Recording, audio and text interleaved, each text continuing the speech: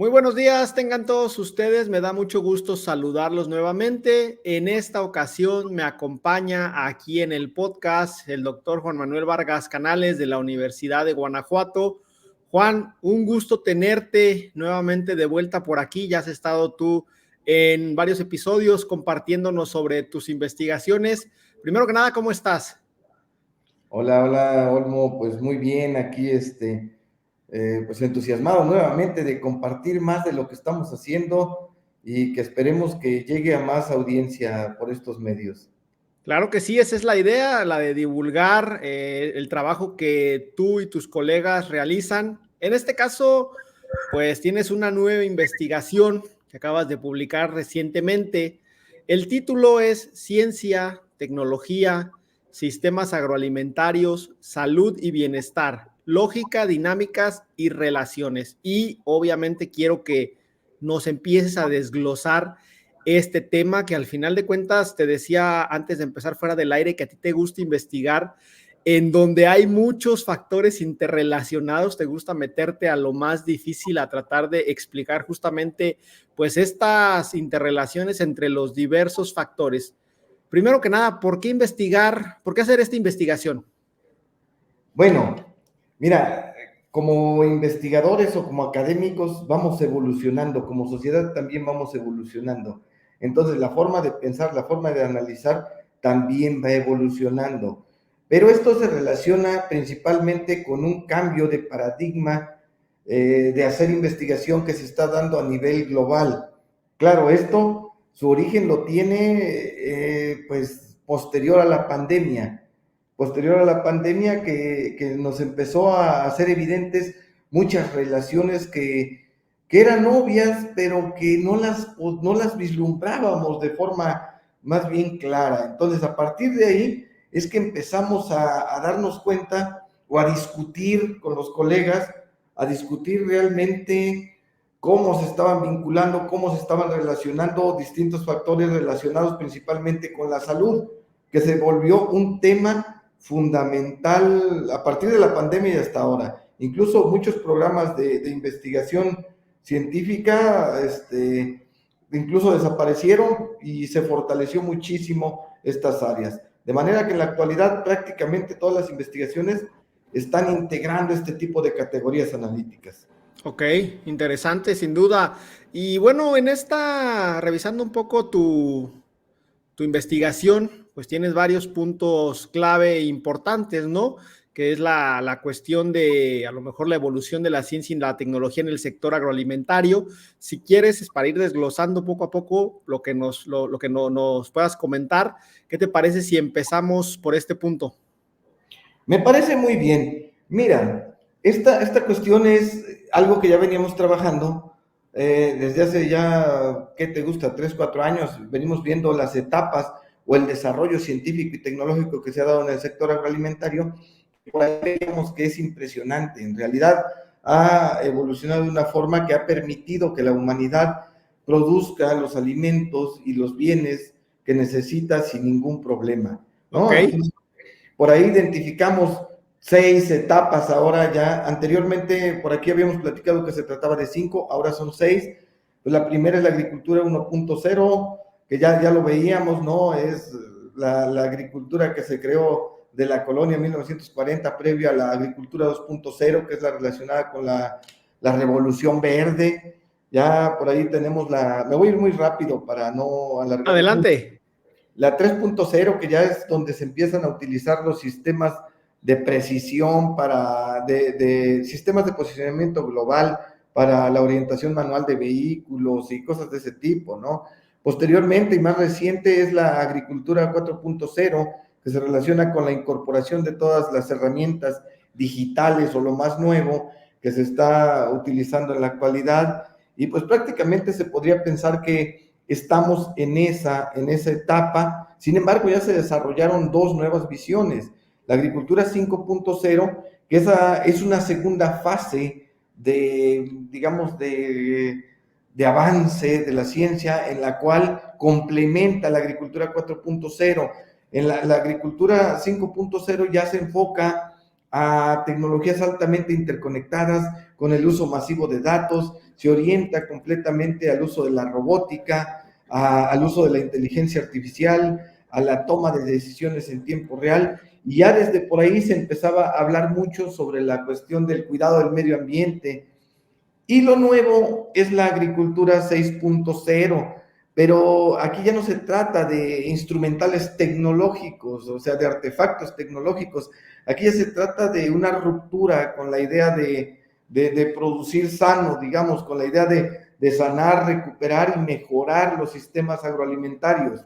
Obviamente esta visión, la 6.0, no descarta el uso de la tecnología, de la biotecnología, de toda la cuestión digital, no, pero está enfocada a recuperar los ecosistemas para hacerlos, bueno, producir, digamos, de manera sostenible. Ahí tenemos, por ejemplo, lo que está de moda ahorita, que es la agricultura regenerativa. Así Tenemos es. la economía circular, la bioeconomía, los avances de biotecnología que tenemos ahora, que estamos viendo cada vez. Esto es impresionante. Por ejemplo, ya tenemos carne en laboratorios, huevos en laboratorio, leche completamente que se produce en laboratorio, ya está a la venta, ya está en los mercados, ¿no? El aceite para cocina que ya se está produciendo completamente en laboratorio. Entonces, esta 6.0 está enfocada principalmente a recuperar, como te decía, a sanar los ecosistemas y tener un fuerte impacto en la salud, que tenemos muchos problemas por ahí. De Oiga, manera general, y sobre estos puntos, o sea, esto de la agricultura 1.0 hasta la 6.0, yo he visto que de repente hay artículos de empresas o de otros organismos donde a lo mejor esta categorización es distinta, a lo mejor otros manejan hasta 4.0, otros dicen que todavía estamos en la 3.0. ¿Cómo le podríamos hacer para estandarizar esta categorización? mira, es complicado. Las evidencias que tenemos para realizar este tipo de categorizaciones son muy diversas. O sea, unos plantean el origen, por ejemplo, en cuestión de fechas, varía mucho. O algunos hablan de la Revolución Verde que inició por los 20, otros por los 40, otros por los 60, cosas de ese tipo, ¿no? Otros, como bien lo planteas, algunos hablan todavía de que estamos en la agricultura 4.0, que todavía no llegamos a la 5.0, ¿no? Aquí lo que nosotros realizamos son análisis de las evidencias científicas, digamos, de lo que tenemos en las bases de datos científicas, que difieren obviamente mucho con la visión de algunos organismos y con algunas empresas particulares, ¿no? Porque, bueno, realmente pienso que las empresas privadas se enfocan más en ese sentido porque ellos están en la venta de ciertos productos tecnológicos, Tienen más sus bien. intereses. Así es. Ok, oye, y justamente ya que mencionaste el tema de la agricultura 6.0 más enfocado hacia la agricultura regenerativa, me queda la duda, esta categorización de 1.0, 2.0, ¿no era solamente en base a la tecnología? Porque ahora estamos metiendo el tema de la restauración de los ecosistemas. Mira, al final de cuentas es tecnología. Si nosotros conceptualizamos de manera amplia la tecnología, por ejemplo, la agricultura regenerativa es un sistema tecnológico que engloba varias tecnologías, ¿no? Varios modelos y formas de producir, ¿no? Entonces, realmente seguimos hablando de tecnología. Lo que aquí digamos, más o menos cuestionable es que no solamente es la agricultura regenerativa, estamos retomando la agricultura orgánica, la agricultura familiar, la agroecología, la agroforestería. Incluso por aquí se está planteando que como un eje fundamental tiene que ser, por ejemplo, la agricultura urbana y periurbana, Ok. porque en la actualidad más de la mitad de la población vive en las ciudades. Entonces, es indispensable pensar en que se conviertan en centros de producción de alimentos, relacionando esto con la bioeconomía y con la economía circular. ¿Por qué? Porque recuerda que los costos más elevados en la cuestión, después de la producción, los costos más elevados están en el transporte. Ahora se habla mucho de los circuitos cortos, de los mercados cortos para evitar toda esta cuestión de los costos ambientales que tiene el transporte de mercancías hacia puntos muy lejanos como Europa, Asia, Y Estados también en Unidos, el Canadá, que transporte es son... cuando se tiene una buena cantidad de pérdida, ¿no? De productos. Sí, sí, claro. O sea, bueno, dentro de eso es que los costos más elevados se tienen ahí. Después de la producción, el costo más elevado, incluso es más elevado que la producción en gran parte de los casos, ¿eh? Por ejemplo, cuando hablamos de acelgas, de brócoli, de lechuga, de ese tipo de productos, es más caro el transporte que la producción. Interesante, sin duda, ese punto que mencionas. Oye, Juan, Ok. pasando a un siguiente punto de tu investigación, que es el impacto de los sistemas agroalimentarios en la salud. ¿El producir alimentos tiene un impacto en la salud de todos nosotros? ¿Cómo puede ser eso posible? Pues mira, esto primero no es nuevo. Hay investigaciones que han documentado todo esto desde por la década de los 40. Vaya, Digamos que el libro más controversial que se ha escrito sobre esto es un libro por ahí que escribió Rachel Carson de Estados Unidos, que le llamó La Primavera Silenciosa, en el sí, cual por ahí se documentaron efectos de pesticidas, como le llaman ellos, principalmente del DDT. Entonces, desde ahí se empezaba a analizar los impactos tan fuertes que tenían los agroquímicos, pero principalmente lo analizaban principalmente en el medio ambiente y en algunas especies como peces, aves y cosas de ese tipo. Mira, recordaremos que como especie pertenecemos a ciertas cadenas tróficas. Entonces, dentro de estas cadenas tróficas se va dando lo que conocemos como bioacumulación o biomagnificación, que nosotros vamos consumiendo productos que han estado en contacto o que consumieron ese tipo de productos, y al ok. final nosotros también vamos bioacumulando ese tipo de productos. En este caso, pues agroquímicos, porque en la actualidad, pues no lo podemos negar, producimos mediante el uso masivo de un montón de sustancias, de agroquímicos y otras moléculas, y como pueden ser hormonas y promotores de crecimiento, ese tipo de cuestiones, ¿no? Entonces, hemos llegado a un punto en el que incluso las tierras o las zonas que no se dedican a la producción con este tipo de insumos se encuentran contaminadas, porque hay mucha deriva, porque hay mucha contaminación a través del agua, por ejemplo. Entonces, hay regiones que no producen de esa forma, pero que tienen los suelos contaminados. Y en la actualidad, lo que se ha encontrado es que prácticamente en todas las cadenas de valor agroalimentarias se tienen residuos de agrotóxicos, como le están llamando. Prácticamente todas. Prácticamente no hay una que se escape. Incluso, fíjate, hay una cosa bien interesante. Actualmente se está hablando de el fraude agroalimentario. Por ahí hay unos trabajos que se publicaron el año pasado donde el New York Times, por ejemplo, publica un encabezado ahí donde dicen que identifican el mayor fraude agroalimentario relacionado con la agricultura orgánica estadounidense, ¿no? ¿Cuál Entonces, es ese fraude o en qué consistió? consiste en que resulta que las certificaciones que tenemos y todo ese tipo de cuestiones, pues resulta que no son tan efectivas como luego pensamos que son. Ese es el detalle. Ok, voy a Entonces, buscar esa información. te la comparto, no hay ningún problema. Es cuestión de empezar a buscar y empiezan a surgir muchas cosas por ahí.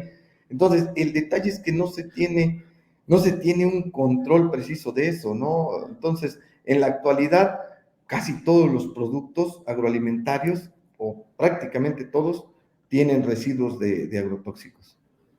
Interesante y bastante importante poner este tema sobre la mesa, el hecho de que esto se venga poniendo, se venga discutiendo desde, como comentaste, esta obra de La Primavera Silenciosa. De hecho, por ahí creo que fue la base o sirvió como inspiración para una serie reciente en Netflix. No recuerdo en este momento el nombre, pero es justamente sobre eso, sobre develar cómo las cadenas agroalimentarias contaminan, tienen efectos sobre la salud. Es interesante. Y justamente, bueno, ya que hablamos del tema de la alimentación, tú también presentas en el título de tu investigación otro concepto que es el tema el concepto de bienestar. En este caso, ¿cómo se relacionan o si existe alguna relación directa que tú hayas detectado entre alimentación y bienestar? Lo que pasa, sí hay puntos claves aquí. Lo que pasa es que en los planteamientos actuales, cuando hablamos de bienestar, implican que debemos llegar a un punto, digamos, en el que podamos expresar nuestro máximo potencial físico, intelectual y emocional en las condiciones que, bueno, más bien el hombre debe de lograr expresar su máximo potencial físico, intelectual y emocional. Y si no logramos llegar a ese punto, no estamos llegando a el bienestar que todos deberíamos de tener, pues. Ok. Un bienestar que nos permita vivir más y mejor. Ese es el punto. Por ahí va, o sea, el enfoque es ese, que nos estamos enfocando a que debemos expresar nuestro máximo potencial. Porque mira, lo que otros investigadores por ahí encontraron es que, digamos que el potencial genético que tiene el Homo sapiens de vivir o límite absoluto de la vida, de muchos análisis que ellos realizan, se encuentra entre los 120 y los 150 años. Ok. Entonces, ¿cómo vamos a lograr expresar nuestro máximo potencial físico, intelectual y emocional si cuando somos pequeños crecemos desnutridos? Cuando somos adolescentes tenemos sobrepeso y desnutrición a la vez.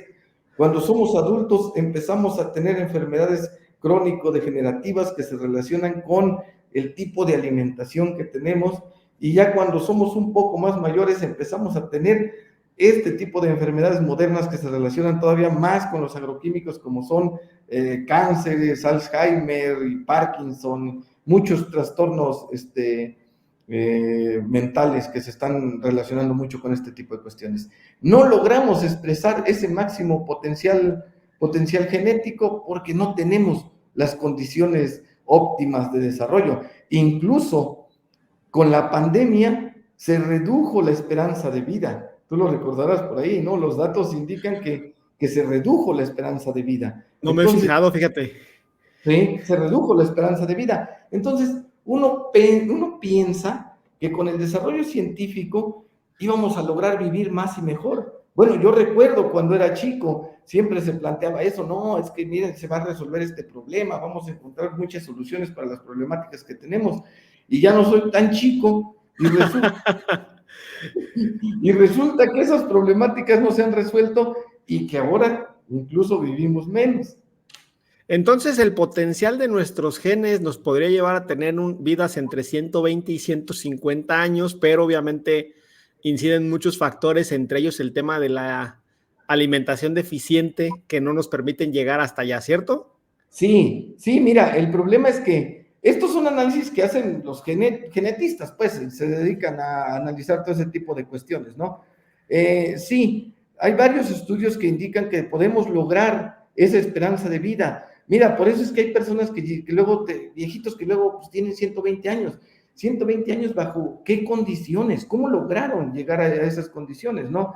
O sea, en la actualidad nosotros, con todos los avances científicos y tecnológicos que tenemos, deberíamos de estar aumentando mucho más nuestra esperanza de vida. Sin embargo, como te mencionaba, se está reduciendo, porque desde pequeños no tenemos la alimentación correcta, no tenemos los cuidados correctos, y ya cuando llegas a una edad por ahí de 50, 60 años, ya tienes muchos problemas, pues ya eres portador de enfermedades crónico-degenerativas que pues van menguando tu capacidad física, intelectual y emocional. Es el detalle. De hecho, fíjate que aquí quiero hacer un paréntesis porque recientemente vi en Netflix una serie que trata sobre las famosas zonas azules. Un investigador se fue a diversas partes del mundo, a estas partes donde la gente llega a mayores edades, y empezó de como de 5 o 6 zonas, empezó a detectar cuáles eran los patrones que se iban repitiendo, porque en estas zonas azules pues hay gente que fácilmente llega a los 100, 120 años sin ningún problema, porque digo fácilmente porque son gente de 110 años y son completamente funcionales. O sea, caminan hacia el mandado, van a visitar a sus hijos, juegan, bailan, o sea, no es así que digas tú un joven de 18 años, pero ya, o sea, ya ver a alguien de más de 100 años que no esté en la silla de ruedas, sino que se esté moviendo es impresionante. Y pues básicamente con el mensaje que yo me quedé es buena alimentación, o sea, muchos alimentos frescos, muchos alimentos del campo, menos alimentos procesados. Ahorita hablamos sobre los alimentos ultraprocesados que también mencionas. Está el tema de movilidad física, no necesariamente como ejercicio, sino más bien que hagas una actividad diariamente que te haga estarte en constante movimiento, por ejemplo, jardinería, por ejemplo, ir al mandado, o sea, y el tercer punto era el tema de tener una comunidad que te soporte, ¿no? O sea, no estar solo, estar siempre en constante contacto. Entonces, por ahí, si alguien la quiere ver, no me acuerdo si se llama Blue Zones o Blue Dots, no recuerdo, pero está bastante buena. Y bueno, pues justamente toquemos el tema de los ultraprocesados. ¿Qué opinión tienes tú al respecto de consumir cada vez más ultraprocesados? Que es lo que yo pienso que consumimos cada vez más. No sé si esto sea lo que tú has detectado. Sí, mira, un poco retomando lo que planteabas, esto tiene un origen, todo esto tiene un origen, es el alejamiento de los hábitos del Homo sapiens con su biología. O sea, en la modernidad actual nos resistimos a vivir, a ser lo que somos, pareciera, ¿no? O sea, a llevar una dinámica de Homo sapiens, ¿no? De la dieta, de las dinámicas, de las formas de hacer las cosas. Y entonces empezamos a transformar nuestros alimentos. Primero nosotros como americanos o que vivimos en América Latina, las transformamos cuando llegan los europeos y transforman nuestros sistemas agroalimentarios, ¿no? Y después los empezamos a transformar mucho más con esta onda que dices de los ultraprocesados. Y después con más aún con la dinámica económica actual que ha transformado las actividades económicas y ahora ya estamos en una oficina. Entonces, estamos transformando nuestros hábitos de movilidad y ahora más todavía con la pandemia en la que nos alejamos. Ahora ya estamos trabajando a distancia, más aislados y cuestiones de ese tipo, ¿no? Pero mira, hablando de los ultraprocesados, ya hay demasiada evidencia por ahí que están afectando demasiado la salud, ¿eh? El problema de este tipo de asuntos que estamos discutiendo el día de hoy, como lo de los agroquímicos y su relación con cánceres o con enfermedades de ese tipo, es lo mismo que pasa con lo de los ultraprocesados. Identificar con claridad que esto me está causando muerte prematura o me está causando cáncer es muy complicado. En realidad las empresas es como están debatiendo este tipo de cosas, ¿no? Lo que se ha hecho en relación a los ultraprocesados es que se ha encontrado una relación directa entre el aumento de consumo de ultraprocesados y el aumento de la mortandad.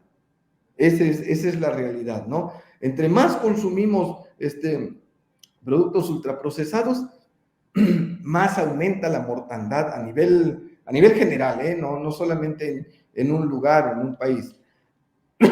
Ahora, el problema de los ultraprocesados no solamente es eso, es que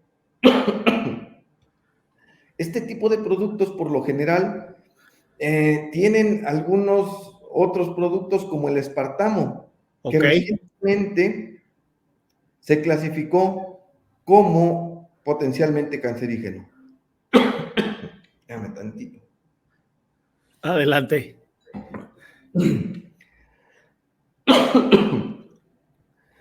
El aspartamo, fíjate que es un ingrediente que en la actualidad lo tenemos en más de 5,000 productos alimenticios. Vaya. Sobre todo en los que son dietéticos. Cuando surge... Qué bueno que no hago dieta. Sí, pues, mira, cuando se clasifica como potencialmente cancerígeno, la Agencia Internacional para la Investigación del Cáncer lo clasifica como cancerígeno, muchas empresas empiezan a decir, miren, sí, sí es potencialmente cancerígeno. Sin embargo, llegar a la dosis máxima letal, pues es muy complicado. Recuerda que existe la dosis máxima Sí. letal, es una clasificación que se relaciona precisamente con la bioacumulación y la biomagnificación. El detalle es que dice, bueno, pues es que una persona para que pueda empezar a tener problemas necesita estar consumiendo 14, 15 cocas dietéticas por día, lo cual es muy complicado, ¿no? Que no dudo que haya personas que las Yo consuman, ¿no? creo que sí, sí las hay. Ahora, el detalle no es ese, el detalle es que los organismos vivos no desechamos todo lo que consumimos, entonces vamos bioacumulando ese tipo de cuestiones. Y ¿cuándo vamos a llegar a la dosis letal?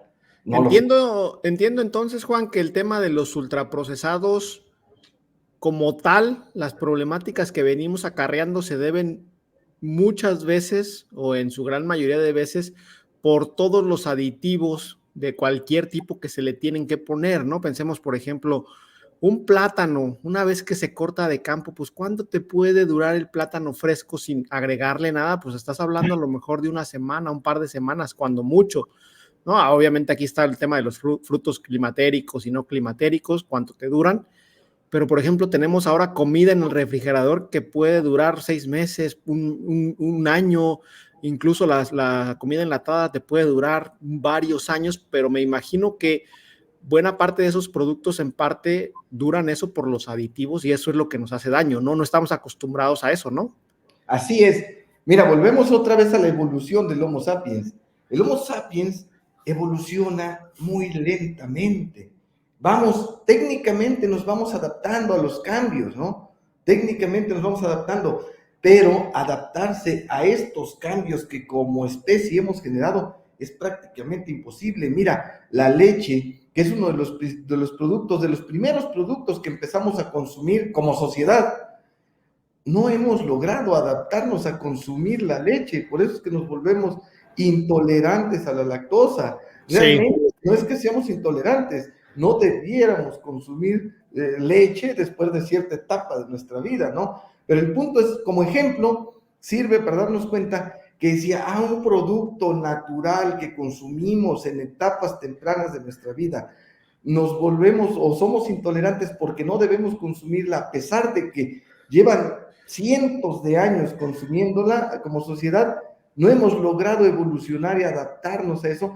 Imagínate cómo vamos a lograr adaptarnos a moléculas inorgánicas que se están relacionando, por ejemplo, con el uso de aditivos en los ultraprocesados o con los agroquímicos que se están utilizando en la producción agrícola. Es prácticamente, bueno, esperemos que algún día logremos adaptarnos y que procesemos o metabolicemos ese tipo de productos y que no nos hagan daño. Pero yo en el corto y largo plazo lo veo complicado. Lo que pasa es que la evolución lleva cientos o miles de años, pues, para que una especie logre evolucionar. Ahora, hay especies que evolucionan muy rápido, por ejemplo, las bacterias, los virus, esos Sí. evolucionan muy rápido, pero está determinado por el nivel de complejidad que tiene como especie, como virus, ¿no? Ese tipo de cuestiones que son mucho más sencillas que nosotros, pues. Todas estas interrelaciones entre la ciencia, la tecnología, la alimentación, la salud y la agricultura, las estamos tratando de empezar a tocar por encima aquí y ya voy entendiendo yo que son cuestiones complejas. ¿Crees tú que la tecnología en un futuro nos pueda ayudar para simplificar el entendimiento de estas interrelaciones, de que digas, de que puedas entender de manera directa un aditivo de un alimento exactamente qué puede causar? No, no sé, pienso a lo mejor con inteligencia artificial empezar a detectar patrones, no sé. Sí, mira, técnicamente lo que se plantea o los que hablan de inteligencia artificial sobre todo es que con el uso de la inteligencia artificial primero le vamos a dar solución a un montón de problemas que no hemos logrado darle como sociedad. Entonces, se plantea que, por ejemplo, la solución a problemas de cánceres y todo ese tipo de cosas, la inteligencia artificial va a ser primordial o clave para encontrarle soluciones a ese tipo de cosas. Ahora, yo he trabajado últimamente, pues ya sabes que ando mucho en esto de la ciencia y la tecnología. Sí. Me he metido a usar, a entender un poco lo que es la inteligencia artificial y la verdad es que es una herramienta impresionante. Sí nos ayuda a entender, a comprender mejor al menos lo que estamos tratando de analizar, porque tiene la capacidad de condensarte un mundo de información de una forma muy sencilla, de una claridad muy sencilla y además trata de analizar la totalidad, ¿no? Cuando uno se mete al tratar de analizar esto, pues deja muchos espacios ahí que no entiendes, que no comprendes. Sí, en serio, Sí. porque es muy complejo. Tenemos muchísimo conocimiento, hemos desarrollado muchísimo conocimiento y es muy complicado. Necesita uno ya tener mucha experiencia, haber trabajado mucho en algunos temas para lograr tener una visión completa de lo que estamos tratando de analizar, ¿no? Y con la inteligencia artificial, pues te ayuda mucho y además te da soluciones, ¿eh? Con todo ese mundo de análisis te da soluciones. Entonces, yo creo que entre la combinación de la inteligencia artificial y nosotros como seres humanos, tenemos que ampliar la frontera de conocimiento y tenemos que darle soluciones a esas problemáticas. Yo sí creo en eso, ¿eh? O sea, a lo mejor yo soy de los que se llaman del optimismo tecnológico, pero es que sin optimismo, ¿qué hacemos, pues? El análisis de todas estas interrelaciones entre estos diversos factores me recuerda mucho a mis clases de física, ¿no? Cuando el profesor te decía, bueno, para este ejemplo supongamos que no hay viento y tú decías, bueno, pero si hay viento, ¿qué hago? No, es que se complica muchísimo, supongamos que no hay, ¿no? Hasta este momento a lo mejor se venía trabajando en estos conceptos por separado. O sea, el hecho de trabajarlos por separado te da cierta facilidad, no digo que sea muy fácil, tú como investigador pues debes saber que requiere su tiempo, pero explicar conceptos por separado, pues te da esta factibilidad de que no entra la complejidad de, ok, ¿y qué pasa si lo mezclas con esto? ¿Y qué pasa si lo mezclas con esto? En el centro de todo esto que estamos hablando está la agricultura, la producción agrícola. Ahí aplicas la ciencia, aplicas la tecnología, de ahí deriva el tema de alimentación, de ahí deriva el tema de salud y bienestar. ¿Cuáles son las propuestas, Juan, que realizas en tu investigación en cuestiones agrícolas para empezar a mejorar estas interrelaciones entre estos conceptos? Mira, retomando un poquito lo que me planteabas, que es bien interesante. Eso, cuando hablamos de las clases, efectivamente, eso, si todas las variables permanecen constantes, en ceteris paribus, y si una se mueve tantito, pues ya no funcionó nada, ¿no? O sea, Sí. se nos empieza a hacer todo muy, muy difícil. Mira, antes de plantearte las propuestas y ya últimamente estoy trabajando las estrategias de cómo tenemos que aterrizar esto, quiero darte algunos datos bien interesantes que estamos analizando. Mira, por ejemplo, en la actualidad se ha estimado, el año pasado se estimaron los costos ocultos relacionados con la producción de alimentos y que son muy altos. Por ahí estiman que en realidad lo que estamos pagando de los productos agroalimentarios solamente se está pagando aproximadamente el 30% del valor real de un producto, ¿no? Explícanos un poco más a detalle este concepto de costos ocultos, por favor. Los costos ocultos son todos esos costos o externalidades negativas que no se consideran dentro de los conceptos clásicos o dentro de la economía clásica de producción, ¿no? Entonces, y son externalidades negativas porque al final de cuentas los va a pagar alguien más. Son costos ocultos porque no los vemos con claridad. ¿Cuál sería uno de estos costos ocultos en el agro? En el sector agroalimentario, mira, ahí te va. El costo oculto cuantificado para el 2020 es aproximadamente de 12.7 billones de dólares del Producto Interno Bruto, que es una cantidad impresionante de dinero, ¿no? Es enorme esa cantidad. ¿Cuáles son los costos ocultos a los cuales se asocia? 73% de eso se asocia a los costos ocultos relacionados con la salud. 20% se asocia a los costos ambientales y 4% se asocia a los costos sociales.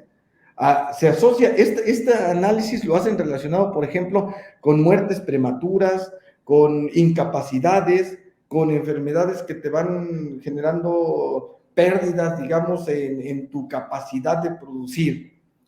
Así es Ok. más o menos como se están asociando este tipo de costos Por ambientales. ejemplo, entiendo que un costo oculto en el caso ambiental es si un agricultor paga cierta cantidad por el agua que necesita de riego, seguramente no está pagando lo que el agua podría llegar a valer, ¿no? Porque es un recurso vital para la humanidad.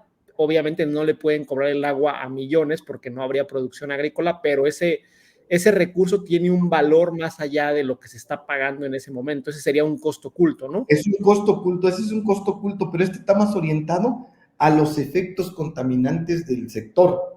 Está Ya. más orientado a contaminación, a degradación, a residuos que están generando la agricultura. No está cuantificando de esa forma, que ese es un costo oculto que deberíamos de estarle sumando, además, ¿no? Entonces, por ahí va más o menos. Entonces tú te refieres más, por ejemplo, a cuando el agua de riego deja la parcela que ya va contaminada, por ejemplo, con nitrógeno, pues eso va a afectar en su momento. Por ahí dicen que ya los océanos están sobrenitrificados, ¿no? Y que incluso esto del sargazo y todas estas algas, pues crecen exponencialmente por esta cuestión. Ese sería un costo oculto, ¿no? Así es, son costos ocultos, son externalidades negativas que se llaman en economía. Pero mira, hay otro dato bien interesante por aquí que luego estamos analizando sobre este tipo de cuestiones. Mira, por aquí se dice que el consumo de alimentos poco saludables es una de las principales causas de muerte en el mundo y se estima que las enfermedades crónicas relacionadas con la dieta fueron responsables de 11 millones de muertes prematuras y 255 millones de enfermedades atribuibles a factores de riesgo alimentarios. Entonces, Vaya. es impresionante. Ahora, si nos vamos a analizar, por ejemplo, cuántos millones de personas se enferman por estar en contacto con agroquímicos, que son principalmente los trabajadores agrícolas y los productores agrícolas, es un mundo impresionante, ¿eh? O sea, se habla de más de 300 millones de personas que se están envenenando año con año, pues.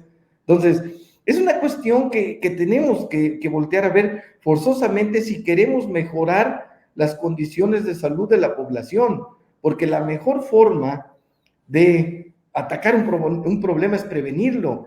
Y hace rato cuando hablabas de que analizamos las cosas de forma aislada, este tipo de cuestiones las empezamos a analizar porque hay análisis que analizan, por ejemplo, la diabetes mellitus, que se relaciona también con los agroquímicos, y que tenemos colegas que están analizando ese tipo de cuestiones, pero la están analizando de forma aislada. Y tenemos personas que están analizando, por ejemplo, la contaminación de los mantos freáticos y de los ríos de los agroquímicos, y la están analizando de forma aislada.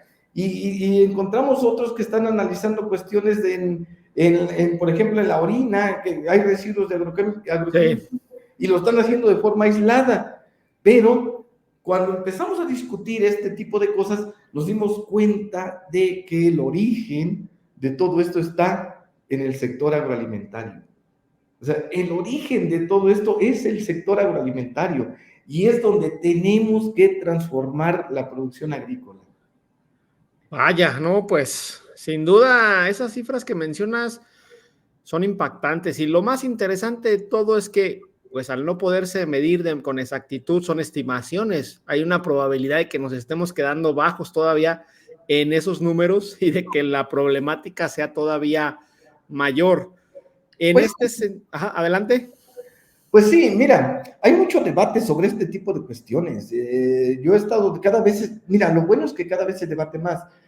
Lo que tenemos que hacer es, pues, ponernos a trabajar con mayor seriedad, porque no estamos hablando de cualquier cosa. Y los problemas de salud, pues no los vemos, no son incluso ni importantes ni relevantes hasta que chocan con tu vida, hasta que llegan a tu vida es cuando se vuelven realmente importantes y relevantes, ¿no? Ese es el problema de la salud. Ahora, lo que se estima es que este tipo de cuestiones de las problemáticas de las enfermedades modernas que les están llamando como es la diabetes, los cánceres, el Parkinson, el Alzheimer, los problemas psicológicos y psiquiátricos, son las enfermedades modernas.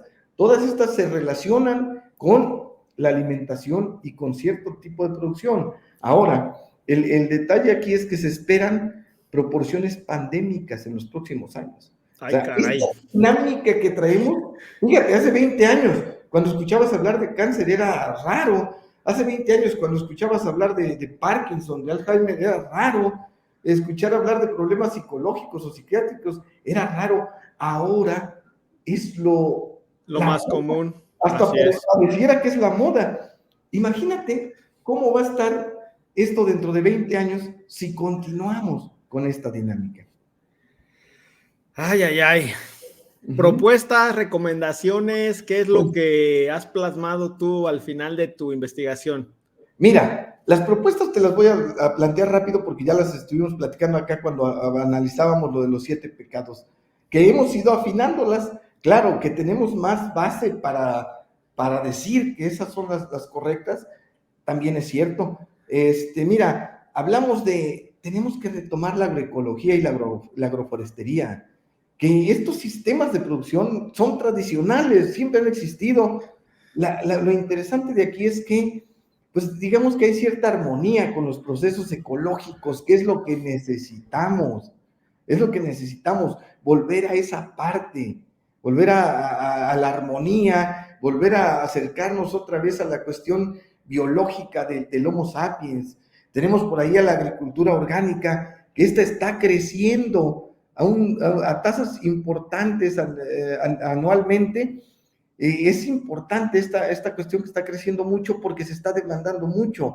¿Por qué se está demandando mucho?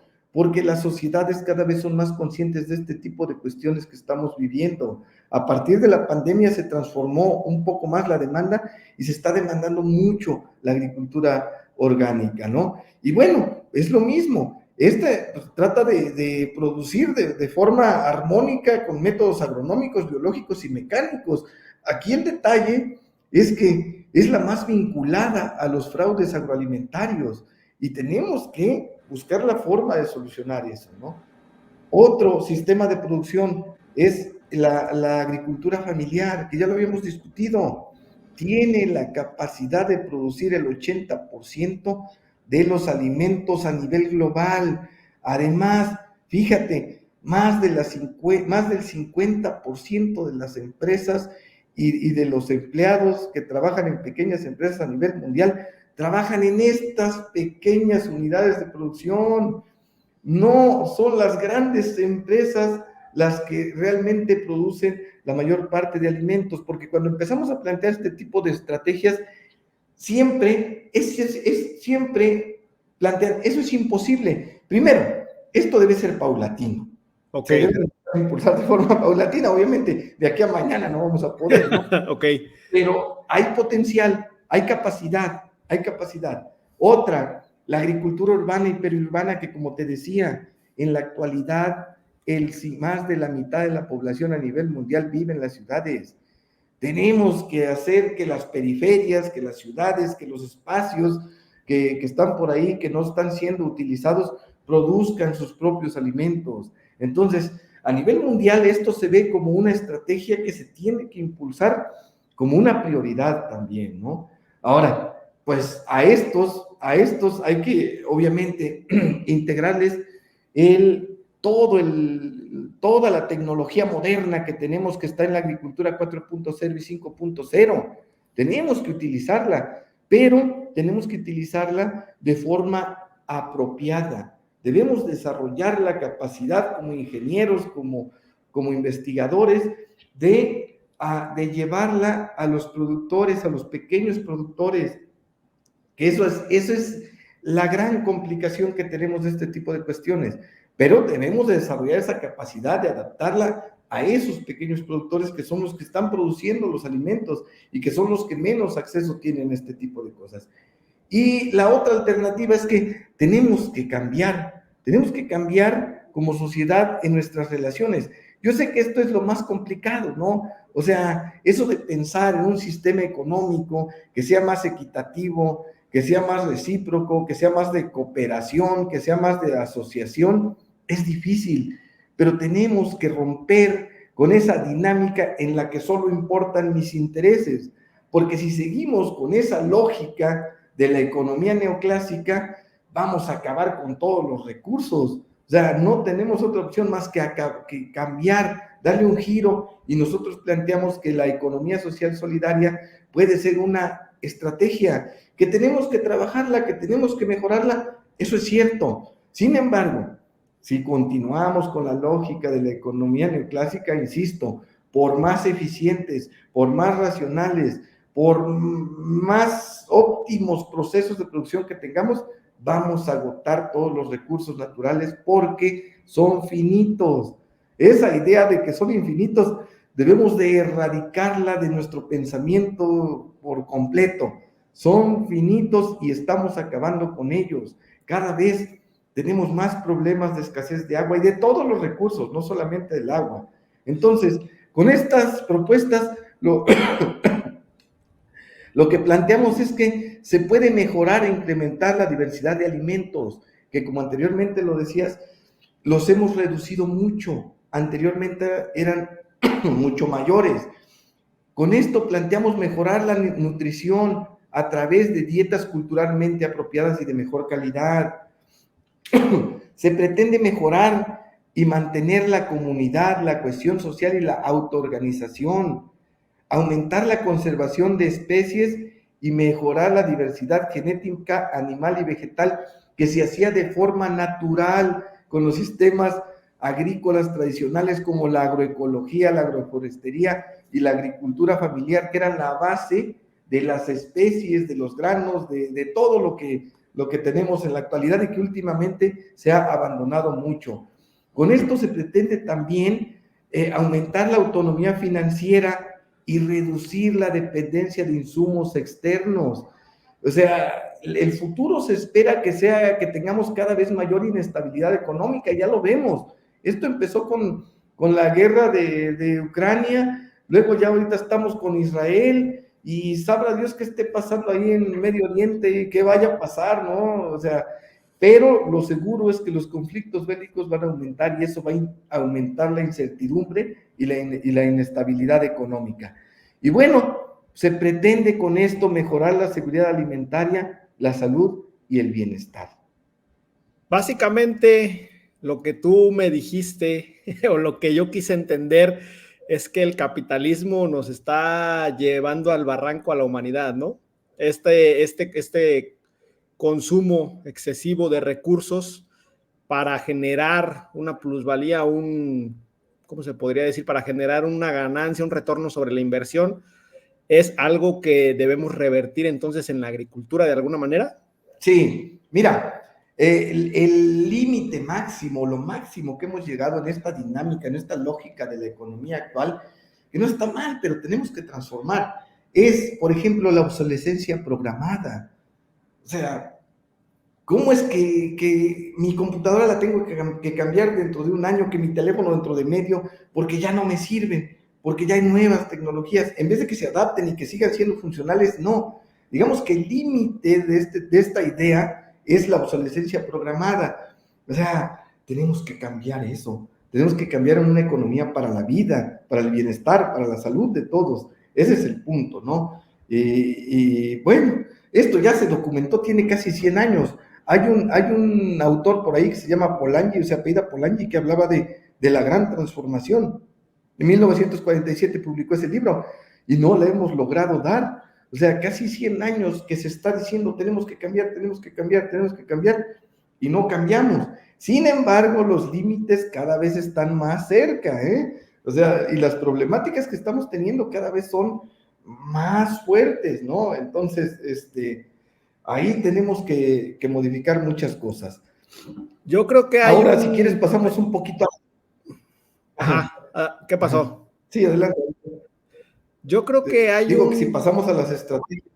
Es que estamos desfasados por eso. A ver, tenemos 5 minutos. Adelante. Ajá. ¿Hablamos de las estrategias? Bueno, mira. Sí. Estoy planteando algunas cosas.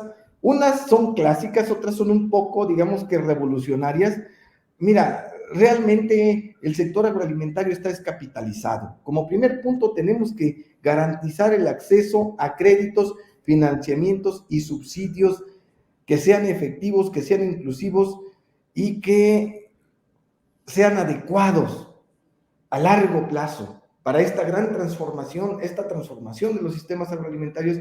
Tenemos que garantizar que los plazos sean adecuados y que se puedan tener, obviamente, retornos a la inversión. Entonces, ahí tenemos que ampliar ese tipo de cuestiones porque incluso, como tú sabes, en el sector agroalimentario mexicano, incluso por ahí se abandonaron algunas instancias o desaparecieron algunas instancias. Así es. Y estamos planteando, por ejemplo, dependiendo del nivel de tecnología, del tipo de tecnologías sostenibles que estés utilizando, que se te dé cierto porcentaje de financiamiento. Es decir, si estás utilizando agricultura convencional, 0% de financiamiento. Y si empiezas a utilizar cierto tipo de tecnología, como es la agricultura orgánica, la agroecología, la agroforestería, empieces a subir los porcentajes de subsidio, de crédito, de financiamiento.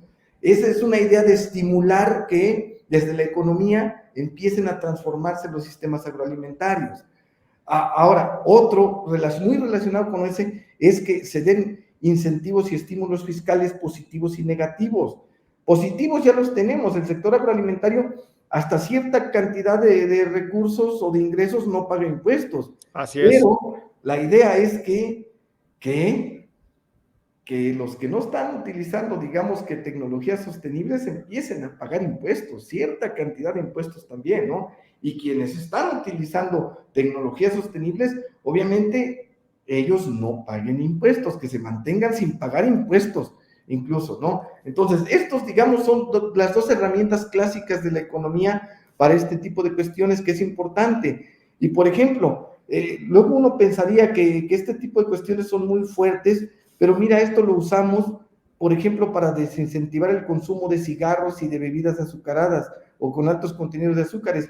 ¿Por qué no pensar en utilizarlo también para desincentivar el uso de productos que nos están enfermando como sociedad, ¿no? Pues te decía que algunos a lo mejor van a parecer muy descabellados, pero bueno, hay que empezar a plantearnos. El tercero, tenemos esquemas muy básicos de seguros y gestión de riesgos en el sector agroalimentario mexicano. Tenemos que fortalecer esa parte, tenemos que generar esquemas porque no los hay. En México no los hay. Hay algunos ejemplos bien interesantes en otros países, por ahí en Europa y en Estados Unidos, pero en México no. Y tenemos que generarlos y que sean, digamos que accesibles a nivel mundial, porque si no tenemos acceso a eso, va a ser difícil que podamos hacerlo. Pero esta cuestión de los seguros, hay otra cuestión todavía más complicada. Mira, en el sector agroalimentario, como tú lo sabes, no se tiene seguridad social, no tenemos seguros de gastos médicos de ese tipo. Entonces, el agricultor, pues práctica, o no se cura, se engrava su problema, o cuando se cura tiene que ir a distancias enormes para poder tener acceso a este tipo de servicios públicos. Entonces, ¿qué es lo que tenemos que generar? Generar esquemas de seguros de gastos médicos mayores para nuestros agricultores, que son quienes se encargan de producir los alimentos que nosotros necesitamos y que los estamos abandonando en la miseria y sin este tipo de cuestiones. Cuarta estrategia, igual, todo esto se tiene que generar porque hay muy poco de esto, ¿no? Tenemos que generar sistemas de ahorro, de inversión y de pagos eficientes. No solamente se trata de que tengas una cuenta, sino que tengas esquemas en los que lo que tienes lo puedas ahorrar y puedas obtenerlo de forma rápida, fácil y sencilla. Entonces, esto es una cuestión indispensable en la actualidad porque incluso de esta forma se mejora mucho la cuestión de la seguridad, que en la actualidad es un problema por los robos y extorsiones que se están dando también, ¿no? Pero además de eso, además de esta inclusión financiera que se pretende con este tipo de mecanismos, lo que se está planteando es que se den sistemas de ahorro para el retiro, jubilaciones o pensiones. Imagínate un agricultor que no tiene seguros de gastos médicos y que no tiene sistemas de ahorro o que no tiene cómo va a vivir en su vejez. ¿Tú crees que es atractivo el sistema agroalimentario para los jóvenes? Pues obviamente no. Entonces, si generamos esquemas que permitan a los productores tener un sistema de ahorro para el retiro, que les permita jubilarse dignamente, pues obviamente que esperemos que este tipo de cuestiones sean más atractivas para el sector agroalimentario. Y Obviamente. todo esto que comentas, Juan, es Uh-huh. lo que está generando la falta de relevo generacional. Así es. O sea, en Así es. Latinoamérica ya empezamos a ver regiones donde no hay gente para trabajar, que tienes que moverlas. En México es muy marcado el caso del noreste del país, donde tienes que llevar gente del sureste del país a trabajar y aún así no se completa. Pero me viene aquí a la mente el caso ya de países como España, Francia, Alemania, donde no hay relevo generacional para la agricultura, donde realmente hay 100% de empleabilidad cuando los egresados de alguna carrera agronómica salen al mercado laboral, y aún así la gente ya no, o sea, las nuevas generaciones en este caso ya no quieren entrarle al campo, prefieren otros trabajos en otras industrias. Y pues, realmente en Francia, entiendo yo, por ejemplo, es uno de los casos, en este caso de lo que llamamos primer mundo, más interesantes, porque están dando subsidios, están dando un montón de apoyos, que bueno, ahí tienen también el tema de la famosa PAC, ¿no? La política agrícola común, que los obliga a presionar, y también por eso hemos visto las manifestaciones de agricultores en lo que va del año ahí en Europa. Pero pues están trabajando justamente en brindar estas condiciones. Entiendo yo, Juan, que en México y en Latinoamérica todo esto que comentas, como bien tú lo dices, hace mucha falta, y todavía eso impulsa más a las nuevas generaciones a decir, no, pues no le entro al agro, mejor me voy a otro lado. Así es. Mira, los jóvenes no tienen certeza sobre su futuro. ¿Por qué? Porque no tenemos sistemas formales de ahorro, de seguros, de todo ese tipo de cuestiones. Entonces no es atractivo. Los jóvenes que están entrando a trabajar, fíjate que por ahí haciendo un acercamiento rápido a este tipo de problemática, prefieren trabajos, aunque sea de cajeros, en alguna de esas empresas que hay por ahí, que no voy a decir los nombres, pero prefieren trabajar de cajeros ahí, aunque ganen menos, pero tienen acceso a seguro médico y tienen acceso a jubilación, pensión y retiro, pues digámoslo así, ¿no? Les da más certeza eso y prefieren estar en eso porque en el sector agroalimentario no se tienen este tipo de sistemas formales. Ahora, como te digo, se tienen que desarrollar, los tenemos que desarrollar como sociedad, y uno pensaría que es muy caro, pero mira, ya con los datos que te di nos podemos dar cuenta que no es caro hacer este tipo de cuestiones. O sea, no es caro, la salud no. Esto es incluso lo más económico, lo más barato y lo más viable que tenemos que hacer. Por ahí en algunos foros que he participado, luego me dicen, es que la agricultura orgánica es muy cara, es que los sistemas de certificación son muy caros, es que la sostenibilidad es muy cara. Les digo, señores, esto es lo más económico, lo más barato que tenemos si consideramos todos los costos a la salud, al medio ambiente y a todo lo que dejamos de Lo que pagar. pasa es que es caro si se compara con el aparente no hacer nada, ¿no? Oye, no tengo que invertir nada de este lado y acá tengo que invertir, pues es caro, pero ya cuando entendemos estos costos ocultos que mencionas, estas interrelaciones de sabes que no inviertes aquí, después vas a tener una tercera edad toda malnutrida o con problemas de salud, que vas a tener que meterle un montón de dinero para el tema de seguridad social, pues obviamente ahí es donde ya los costos de no haber prevenido todo este tipo de cuestiones se magnifican. Así es, así es. Sí, ese es el gran detalle. Entonces, cuando un familiar tiene cáncer, ya todo se vuelve barato. Sí, ¿Por sí, qué? sí. Porque el tratamiento es costosísimo, ¿no? Y no hay garantía de nada, además. Pero Así bueno, es. continúo. El quinto, y como podemos, la quinta estrategia, y como tenemos que empezar a regular este tipo de cosas, es con las certificaciones y acreditaciones accesibles y efectivas. Pero no solamente con eso, necesitamos normas claras y sanciones claras para persuadir de que se cometan los fraudes agroalimentarios. Sí tenemos que impulsar las certificaciones y las acreditaciones, pero tienen que ser transparentes, confiables, accesibles, efectivas, porque de lo contrario estamos peor, porque quien piensa que está consumiendo un producto sano o inocuo, resulta que pues prácticamente tiene los mismos efectos que cualquier otro, ¿no? Entonces, ese es el punto. Ahora, tenemos que entrarle fuerte a los programas de capacitación en tres sentidos básicos. Mira, tenemos que entrarle, nos guste o no, estamos transitando a la digitalización de todo, a la virtualidad de todo. A nuestro sector agroalimentario necesitamos capacitarlo sobre ese tipo de tecnologías y eso es prioritario. Segundo, tenemos que capacitarlos en cuestión de tecnologías sostenibles, lo que hemos estado platicando, tecnologías sostenibles, una fuerte capacitación para que se apropien de los principios y los apliquen a sus sistemas de producción. Y uno cuarto, que se ha abandonado mucho o que se ha planteado por ahí pero que no se ha aterrizado, tenemos que capacitarlos en cuestiones financieras, porque es una debilidad que tenemos. En toda la cuestión financiera de los negocios se tienen que estar capacitando, si no, nunca vamos a tener retornos realmente de los créditos que se están dando, de las tecnologías que se están utilizando, nunca vamos a tener realmente un impacto.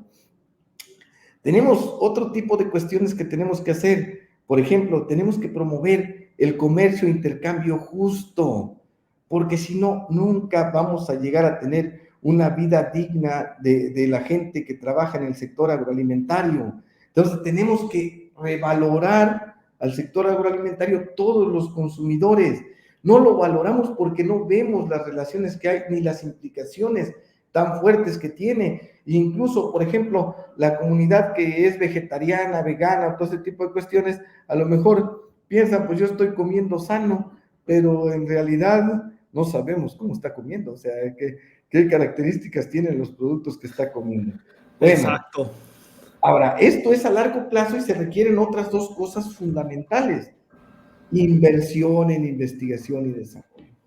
Necesitamos fortalecer mucho este tipo de tecnologías, porque si tú recordarás lo que es la agroecología, la agricultura familiar, la agroforestería, digamos que se marginó mucho con la Revolución Verde, y el desarrollo científico y tecnológico en ese sentido igual está muy limitado, está retomándose mucho en la actualidad, pero necesitamos mejorarlo mucho y ver cómo la hacemos converger con la agricultura 4.0, 5.0 y todo ese tipo de cuestiones, ¿no? Entonces, necesitamos invertir mucho en inversión, en la investigación y en el desarrollo de este tipo de temas, pues. Y programas fuertes de divulgación, Nuestra sociedad tiene el derecho de saber qué es lo que está pasando, porque lo peor que te pasa es que te enfermes y no tengas ni idea de por qué te enfermaste o cuáles son las causas de esto. O sea, cuando menos tenemos derecho a estar informados y a saber, como el que fuma o como el que bebe, lo hace conscientemente, sabe que el cigarro le va a causar ciertos Sabe que problemas. después la va a pagar. Así es, pero el que come, sobre todo, por ejemplo, los que comen técnicamente sano, los que hacen deporte, los que compran productos certificados, orgánicos o inocuos, y que al final resulta que pues puede ser que sí, puede ser que no. Entonces, creo que tenemos derecho como sociedad a saber siquiera qué estamos comiendo, pues. Creo que esa sería una excelente conclusión para este episodio, el de tenemos derecho como sociedad, como individuos a saber qué estamos consumiendo. Juan, al final creo que nosotros podríamos seguir aquí platicando varias horas porque cada respuesta que diste salen más temas y más conceptos que podríamos mencionar. El tema de el financiamiento y el aseguramiento en el agro creo que es otro que podemos tocar nosotros en alguna otra conversación porque ahí hay muchísimo que se puede comentar al respecto y tú desde tu punto de vista como investigador científico creo que puedes darnos justamente los datos de lo que hay actualmente y tus opiniones al respecto. Sin embargo, aquí le vamos a dejar en esta ocasión. Juan, pues muchísimas gracias por esta conversación tan interesante. Al contrario, Olmo, muchas gracias y espero que sea muy escuchado y sea muy polémica esta plática que tuvimos, porque necesitamos generar masa crítica y necesitamos mucho trabajo, todos, todos, consumidores, profesores, productores, investigadores, todos tenemos que estar trabajando por mejorar nuestra vida. Pues es nuestra vida, no es otra cosa.